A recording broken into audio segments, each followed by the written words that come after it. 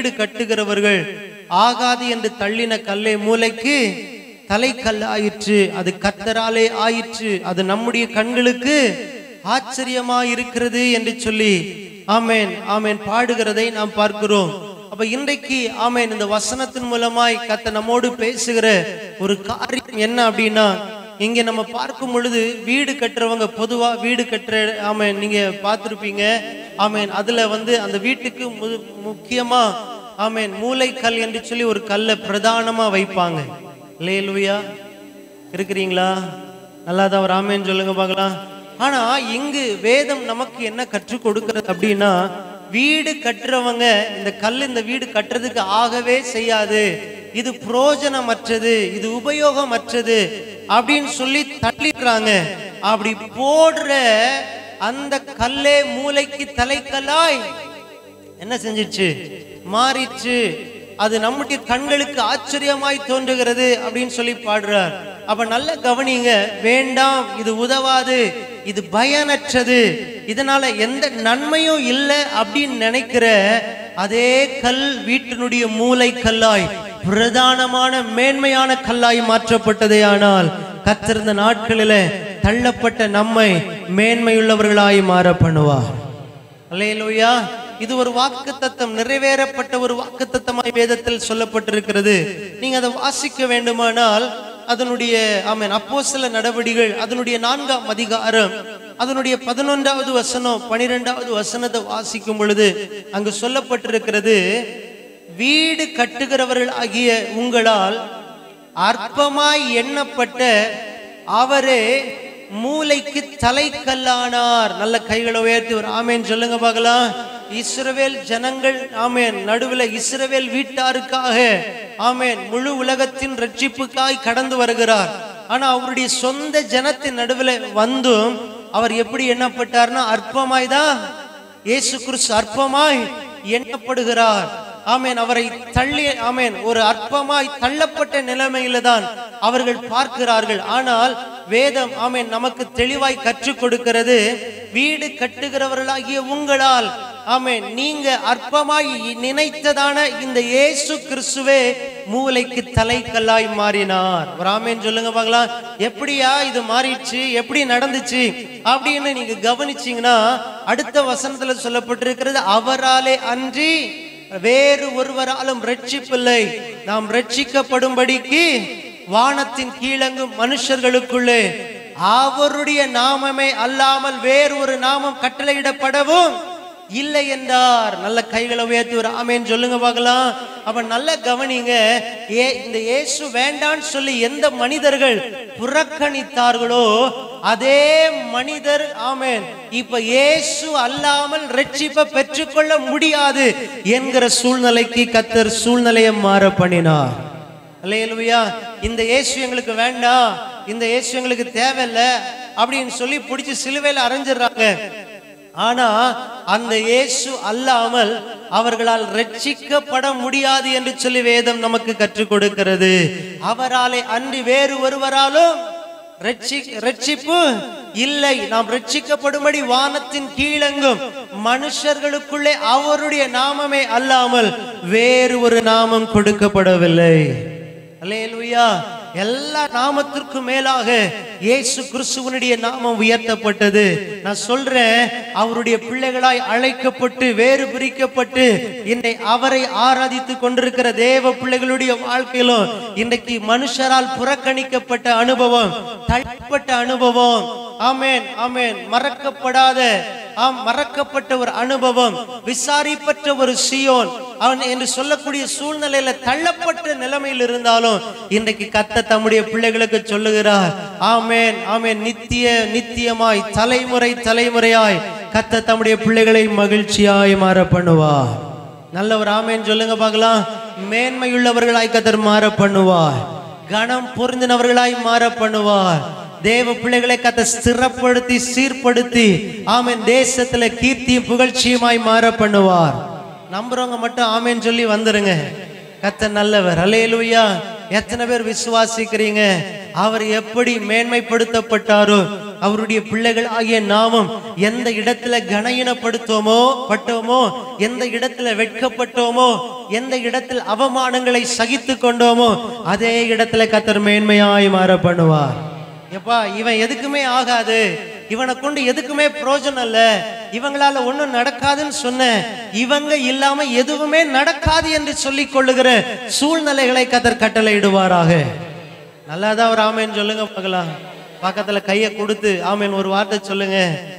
இப்ப அற்பமா எண்ணப்பட்டாலும் ஒரு நாள் வரப்போது கர்த்தர் உங்களை மேன்மையுள்ளவர்களாய் மாற பண்ணுவார். உங்க குடும்பங்களில மூளைக்கு தலைக்கல்லாய் மாற பண்ணுவார். நம்புறீங்களா? நீங்க ஏதோ நீங்க ஒரு மாதிரி உருன்னு இருக்கிற மாதிரி இருக்கு. நல்ல சிரிச்ச முகமா ஒரு அல்லேலூயா சொல்லிருங்களேன். கர்த்தர் நல்லவர். அல்லேலூயா. ஆமா, வசனத்தை எடுத்து காட்டுவதற்கு நேரம் இல்லை. தாவீதை கவனிச்சு பாருங்க. குடும்பத்துக்கு வேண்டாதவன். ஆமேன். வீட்டுல பழி விருந்து நடக்குது. ஆமேன். இப்போ வீட்டுல ஆமேன் சகோதரர்களில் ஒருவன் ராஜாவாய் அபிஷேகம் பண்ணப்பட இருக்கிறான். பொதுவா நம்ம வீட்டுல ஒரு ஃபங்க்ஷன் நடக்குதுன்னா முதல்ல என்ன செய்வோம்? எல்லா பிள்ளைகளையும் போன் பண்ணி, ரொம்ப தூரமா இருந்தா கூட என்ன செஞ்சிருவோம்? மக்களே, இந்த நேரத்துல நம்ம வீட்டுல ஒரு ஃபங்க்ஷன் நடக்கு, நீங்க என்ன செஞ்சிடணும்? சீக்கிரமா என்ன செய்யுங்க சொல்லுவீங்களா இல்லையா? அல்லேலூயா. ஆனா இங்க வீட்டுல நல்ல விருந்து சாப்பாடு நடக்குது. சகோதரர்களில் ஒருவன் ஆமேன் ராஜாவாய் அபிஷேகம் பண்ணப்பட இருக்கிறான். ஆனா தாவீது எங்க இருக்கிறான்? ஆடுகளை மேய்ச்சிட்டு இருக்கிறான். அழைப்பு இல்ல, அற்பமா. இவனை எங்க ஆண்டவர் ராஜாவா மாத்த போறார்? அதுக்குள்ள எந்த இதுவுமே இல்லையா? அவனுக்கு ஆடு மட்டும்தான் என்ன செய்யும்? மேய்க்க. ஏமா இருக்கிறீங்களா? தகப்பன தாயை கூட யோசிக்கிறாங்க, அப்பா அம்மாவே யோசிக்க, இவனை எங்க ஆண்டவர் ராஜாவா மாத்த போறாரு? வீட்டுல ஏற்கனவே 3 பேர் ஆமேன் சவுலுடைய ராணுவத்துல பயிற்சி பெற்றவர்களாக இருக்கிறார்கள். ஒருவேளை அவங்களுக்கு இல்லாத ஸ்தானமா இந்த தாவீதுக்கு கிடைச்சிட போகுது அப்படின்னு நினைச்சிருக்கலாம்னு நினைக்கிறேன். ஆனா அற்பமா எண்ணப்பட்ட அதே தாவீதை அதே பழி விருந்துல ஆமேன் சாமுவேல் தீர்க்கதரிசி சொல்றான், அவன் வரது வரைக்கும் நான் என்ன செய்ய மாட்டேன், பந்தி இருக்க மாட்டேன். ஆமேன். அவனை அழைச்சு வராங்க. வாசல்ல வந்தோடனே கர்த்தருடைய ஆவியானவர் என்ன சொல்றார்? கர்த்தர் என்ன சொல்றார்? இவன் தான் எழுந்து இவனை ராஜாவாய் அபிஷேகம் பண்ணு. ஒரே வார்த்தை. அது வரைக்கும் ஈசாயினுடைய பிள்ளைங்களை எல்லாம் என்ன செய்யறாரு? பரிசுத்தம் பண்ண வைக்கிறார். எல்லாத்துக்கும் அவங்களை ஆயத்தப்படுத்துறார். ஆனா ஒண்ணுமே இல்லாம தாவீது வந்த உடனே சொல்றார், இவன் தான் இவனை என்ன செய்ய எழுந்து ராஜாவாய் அபிஷேகம் பண்ணு. யோசிப்ப பாருங்க. சகோதரர்கள் நடுவில் ஆமேன் அற்பமா எண்ணப்பட்டவன் தூக்கி எறிஞ்சிடுறாங்க. இவனை கொண்டு என்ன ஆக போகுது? வித்து போடுறாங்க. ஆனா ஒரு நாள் சகோதரர்களுக்கு மேலாக அவன் அதிகாரியாய் கர்த்தர் உயர்த்தி கனப்படுத்தினார். நான் சொல்றதனுடைய ஆளை எத்தனை பேருக்கு புரிஞ்சுக்க முடியுது? எப்பா இன்னைக்கு உங்களுடைய சூழ்நிலைகளை பார்த்து உங்களுடைய அந்த சிச்சுவேஷனை பார்த்து இன்னைக்கு நிறைய பேர் ஆமேன் இவங்க வாழ்க்கைன்னு இப்படிதான். நான் சொல்றது புரிஞ்சவங்க மட்டும் ஒரு ஆமேன்னு சொல்லுங்களேன்.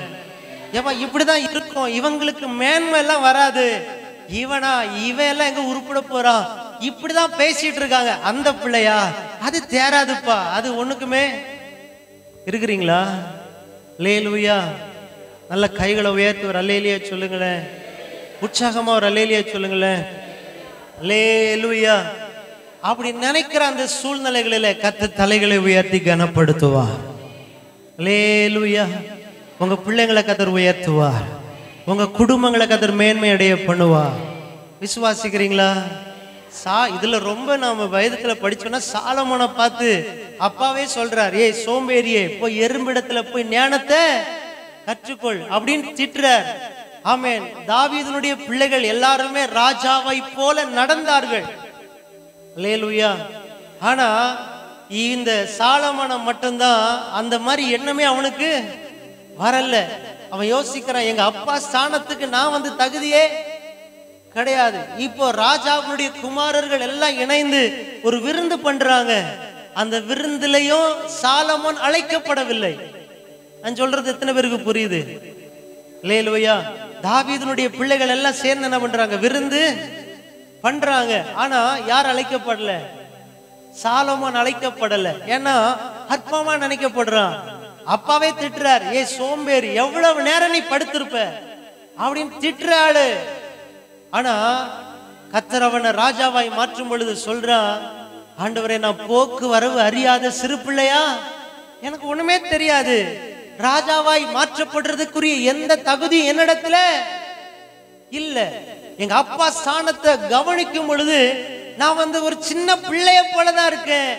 என்ன பண்ணணும்னு தெரியாது, எப்படி நிர்வாகம் பண்ணணும்னு தெரியாது, எப்படி நடத்தணும்னு தெரியாது.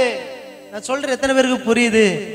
அப்படி அற்பமாய் எண்ணப்பட்ட சாலோமோனை தான் கர்த்தர் தேசத்துல கீர்த்தியும் புகழ்ச்சியுமாய் ஞானத்துல சிறந்த மனிதனாய் கர்த்தர் மாற பண்ணினார். அல்லேலூயா.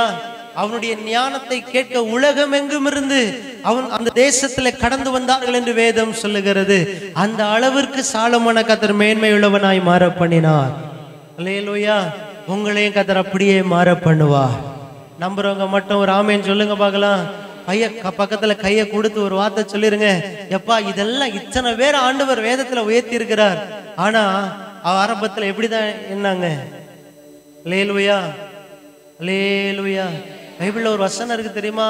அற்பமான ஆரம்பத்தினால யார் அசட்டை பண்ண கூடும்? அல்லேலூயா. அற்பமான ஆரம்பத்தை சம்பூரணமாய் மாற பண்ணுகிற ஒரே ஒரு தெய்வம் நாம் ஆராதிக்கிற இயேசு மட்டும்தான். அல்லேலூயா. சின்னவன ஆயிரமும் சிறியவன பலத்த ஜாதியாய் மாற்றுகிற ஒரே ஒரு தெய்வம் நம்ம ஆராதிக்கிற இயேசு மட்டும்தான். அல்லேலூயா. எந்த தகுதியும் இல்லைன்னாலும், எந்த திறமையும் இல்லைன்னாலும், எந்த குவாலிஃபிகேஷன் இல்லைன்னாலும், ஆமென், நம்மை சிறந்தவர்களாய் மாற்றுவதற்கு கர்த்தர் வல்லமையுள்ளவராய் இருக்கிறார். அல்லேலூயா. கடந்த நாட்கள்ல ஒரு மனிதனுடைய ஒரு ஆர்டிக்கிள், அவருடைய ஒரு அனுபவத்தை ஆமென் அவர் பகிர்ந்துகிட்ட ஒரு இதை நான் படிச்சேன், நான் கேட்டேன். அப்ப அதுல சொன்னாரு, எனக்கு இன்னைக்கும் தமிழ் எழுத படிக்க எனக்கு தெரியவே தெரியாது. எனக்கு தமிழ் எழுத படிக்க ஒரு நிறுவனம், சென்னையில ஒரு நிறுவனத்தினுடைய அந்த அதிபர் சொல்றார், எனக்கு இன்னைக்கும் எழுத படிக்க தெரியவே தெரியாது. ஆனா இன்னைக்கு ஒரு மாசம் பல கோடி டேர்ன் ஓவர் எனக்கு இருக்கு, நான் சம்பாதிக்கிறேன். அல்லேலூயா. இன்னைக்கு ஆமென், என்னுடைய பிசினஸ் அவ்வளவு பெருகி போய் இருக்கிறது. ஆனா எனக்கு இன்னைக்கும் படிப்பு கிடையாது. அவர் சொல்லிட்டு சொன்னார், ஒரு மனுஷன் ஆமென் ஆமென் படிப்பே இல்லைன்னாலும் ஆமென் தெய்வம் நினைச்சா ஒரு மனுஷனை உயர்த்த முடியும். அல்லேலூயா. வேதத்துல இதெல்லாம் நமக்கு ஆமென் ஆதாரங்கள். அல்லேலூயா. தகுதியே இல்லைன்னாலும் நம்மளை தகுதி உள்ளவர்களாய் மாற பண்ணி கர்த்தர் மேன்மைப்படுத்துவார். நல்லாதான் ஒரு ஆமேன்னு சொல்லுங்க பார்க்கலாம். சில விசேஷ வீடுகள்ல ஃபங்க்ஷன் வீட்டுல எல்லாம் சொல்லுவாங்க, எப்பா அவனுக்கு ஒண்ணுமே அவன் போய் கேட்குறீங்களே அப்படின்னுவாங்க, அசட்டை பண்ணுவாங்க. ஆனா ஒரு நாள் வரும், அப்ப சொல்லுவாங்க, போய் அவன்கிட்ட ஏதாவது கேட்போம், நல்ல வார்த்தைகளை நமக்கு. ஏமா இருக்கிறீங்களா? நிறைய பேருக்கு விசுவாசமே வர மாட்டேங்குதுன்னு. விசுவாசிக்கிறீங்களா? நம்புறீங்களா? அல்லேலூயா. நல்ல கைகளை உயர்த்தி ஒரு ஆமேன்னு சொல்லுங்க பார்க்கலாம். ஒரு வார்த்தை அப்படியே கரங்களை உயர்த்தி அல்லேலூயா ஆண்டவர்கிட்ட சொல்லுங்க, ஆண்டவரே, மற்றவர்கள் முன்னாடி இன்னைக்கு அற்பமா இருக்கலாம், அல்லேலூயா, ஆனா சிறந்தவர்களாய் மாற பண்ணுவார்.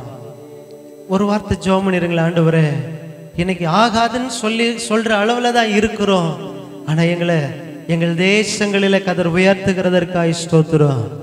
எங்கள் குடும்பங்களில மூளைக்கு தலைக்கல்லாய் மாற்றுகிறதற்காக ஸ்தோத்திரம். உங்க சத்தம் உயரணும்னா நீங்க ஜெபம் பண்ணுங்க பார்க்கலாம். என்ன கவனிங்க. நான் எத்தனையோ பேரை சொல்ல முடியும். ஆமென். ஒரு தம்பி நம்ம சபையில அந்த தாயார் ஆராதிக்கிறாங்க. அவங்க பையனை குறிச்சு சொல்லும்போது சொல்லுவாங்க, அது எதுக்குமே 10ஆம் கிளாஸே தாண்டாதுன்னாங்க. ஆனா இன்னைக்கு அவன் நல்லா படிச்சு நல்ல உயர்ந்த ஒரு ஸ்தானத்துல உட்கார்ந்து இருக்கிறான். அல்லேலூயா. கடந்த நாட்கள்ல ஆமென் ஒரு இன்விடேஷன் ஆமென் கையில கிடைச்சது, திருமண பத்திரிகை. அதுல படிச்சாக்கல அந்த குடும்பத்தை எனக்கு நல்லா தெரியும், ரொம்ப கஷ்டப்பட்ட குடும்பம். ஆமென். சாப்பாட்டுக்கே வழி இல்லை, இந்த பிள்ளைங்க எல்லாம் படிக்கிறதுக்கு வாய்ப்பு இல்லைன்ற அந்த சூழ்நிலையில அந்த பிள்ளைகளுடைய படிப்பை பார்த்து, அவங்க இருக்கிற ஸ்தானத்தை பார்த்து என்ன ஆச்சரியப்பட வச்சுச்சு. 2 பிள்ளைங்க.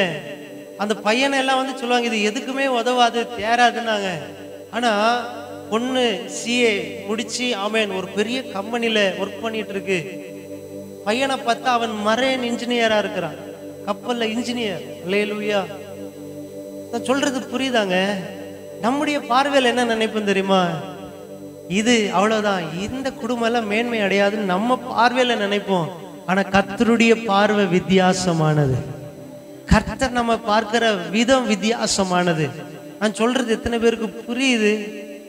இப்ப ஜெபம் பண்ணுவீங்களா? கரங்களை உயர்த்தி ஆண்டவரே ஹல்லேலூயா, நல்ல கைகளை உயர்த்தி. இதுல சிலர் சொல்லும் பொழுது இப்படி சொல்லுவாங்க, எங்களை எங்க குடும்பத்திலே ஒதுக்கி வச்சுட்டாங்க பாஸ்டர். ஹல்லேலூயா ஹல்லேலூயா. எந்த ஃபங்க்ஷன் கூட எங்களை கூப்பிட மாட்டேங்கிறாங்க, எங்களை அற்பமா வச்சிருக்கிறாங்க.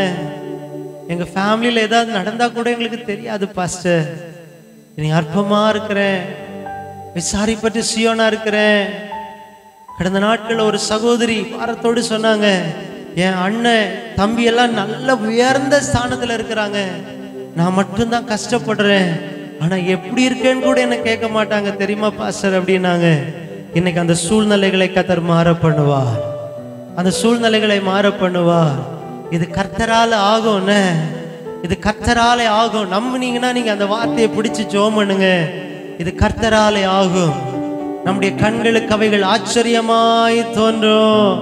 கர்த்தர் இவர்களுக்கு பெரிய காரியங்களை செய்தார் என்று புற சாதிகளுக்குள்ள சொல்லிக்கொள்ள கர்த்தர் கிருபை செய்வார்.